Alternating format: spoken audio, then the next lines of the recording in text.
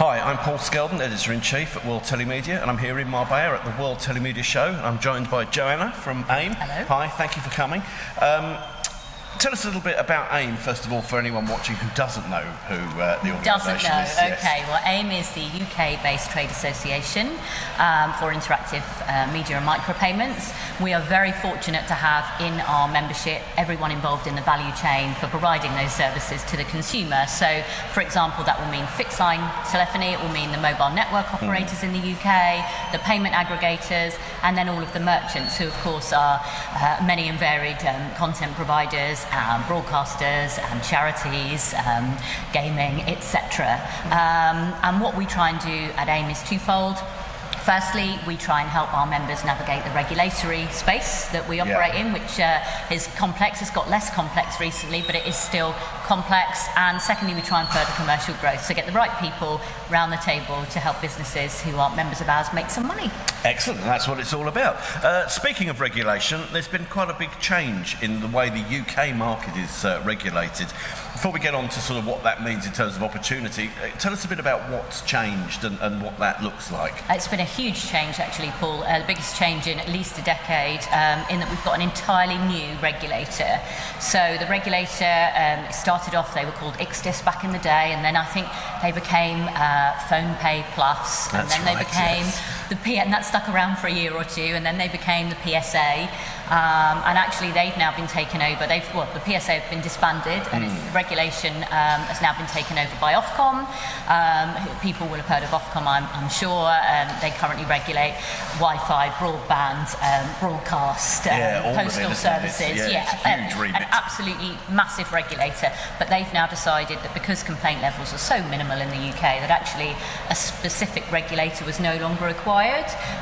So they decided to disband the PSA and bring it in-house. So we've got a whole new set of rules and a whole new regulator. Excellent. So what sort of, I mean, obviously a lot's changed within that. I imagine the documents are this thick.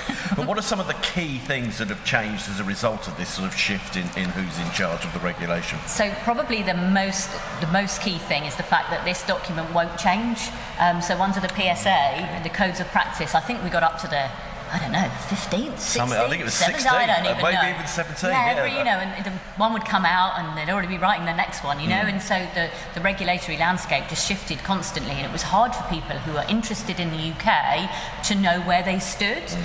What Ofcom have done is they've put in place a statutory instrument, and what that means is it's a legal document. It's gone through Parliament, so it cannot be changed. So that means we've got a stable regulatory environment for the first time in, ever in this industry. So that's the first thing. The second thing is, Ofcom seem to be more of a hands-off regulator, but they are asking people to front-load sort of a regulatory piece of work before they join the market. And when they register with Ofcom, which they must do 5 days before they go live, that's sort of saying, yes, I've done that piece of work. So there's a big piece on risk management, there's a big piece on having a generally authorised person who Ofcom can go to if they've got any concerns. So it is, it's a bit of a chunk up front, but then once that chunk's done and you're registered, then it's just a case of sort of reviewing those processes and just updating them as you need to. So, a little bit of hard work, but then potentially a smoother ride after that. All down the line. Okay, so what does that mean in terms of opportunities in the UK market? It sounds like almost like a fresh start, a year zero. Exactly. What does this mean for people wanting to do business in the market? It's exactly that. It is a fresh start, and it is coming in. If you're interested in the UK market, you can come in knowing that the rule book that you open on day one is going to be the same at the end of this year, at the end of next year, at the end of the year after.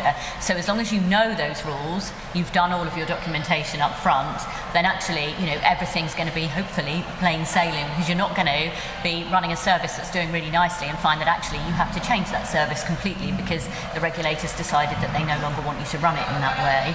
So the opportunity is stability, I would say, and coming into a market that has been, perhaps, I don't want to say stale, so perhaps I'll just say level for a while. Okay, nice. Level. And now more people than ever are coming to me at this event and saying, actually, we're now really interested in the UK again, because we know that once we're in, we're in.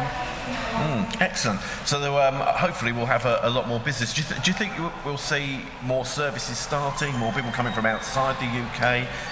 It's going to grow? I think so. Yeah, as I say, at this event, I'm here and I'm talking to people all the time. They're going, yeah, actually the UK is now back on our map. It hasn't been because it's just shifted. We've come in and we don't understand what's going on, but now actually we've heard that it is stable. We know that there are people that can help us get started because it's a bit daunting to come in with a regulator like Ofcom with a big rule book if you have no one to help you. But actually there's a lot of help available to get you started. So yeah, I think we're going to see lots of new people coming in, hopefully lots of new and exciting services in the UK. Excellent. So it sounds like a brilliant opportunity. Look forward to seeing how it goes and talking about this, I guess, in a year's time. Fingers crossed. We'll sit here and find out what happens. We will. Brilliant. Well, thank you so much for taking the time to go through that with us. Thank you. Great talking to you. And thank you everybody for listening and watching, and we'll speak to you again soon. Goodbye.